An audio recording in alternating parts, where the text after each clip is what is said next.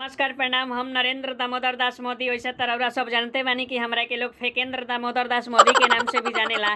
तो हम रउरा सबके बीच में एक बार फिर से बहुत ही मजेदार फनी वीडियो लेकर आइल बानी, हास्य कविता वीडियो, जेकर शुरुआत एक तरफ से राहुल गांधी जी बानी और दूसरी तरफ से अरविंद केजरीवाल भाई। तो चलिए शुरुआत करी जा राहुल गांधी भाई के तरफ से, रउरा सब सुनी और मजा ली। तो रही रही के जियरा में लागेला ठेस जी, रही रही के जियरा में लागेला ठेस जी, आ नौकरी के चक्कर में छूट गइल देश जी। बहरा में रहत बानी हम मन मार के, ए मोदी जी बहरा में रहत बानी हम मन मार के, आ दर्शन दुर्लभ हो गइल गौवा जवार के। अरे मत पूछी शहर में जिंदगी के लीला, अरे मत पूछी शहर में जिंदगी के लीला, आ भोकत बा हमरे पर हमरे घर के पीला।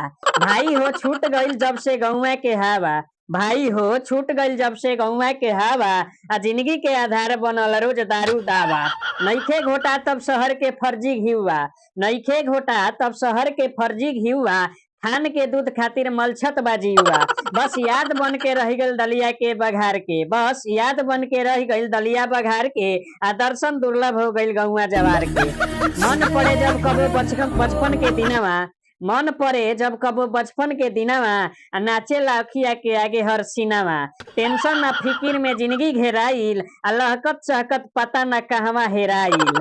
लोर लेके अखिया में मुश्किल बा हसल, ए मोदी जी लोर लेके अखिया में मुश्किल बा हसल, आ मजबूरी में लोग बाटे शहर में बसल। आदमी करत बा गुलामी यहाँ कुकुर सियार के, आदमी करत बा गुलामी यहाँ कुकुर सियार के, आ दर्शन दुर्लभ हो गइल बा गौवा जवार के। बुझनी ए राहुल भाई कोनो बात भई लही हम फेंकतानी तहार जवाब के रूप में, लही ध्यान से सुनो।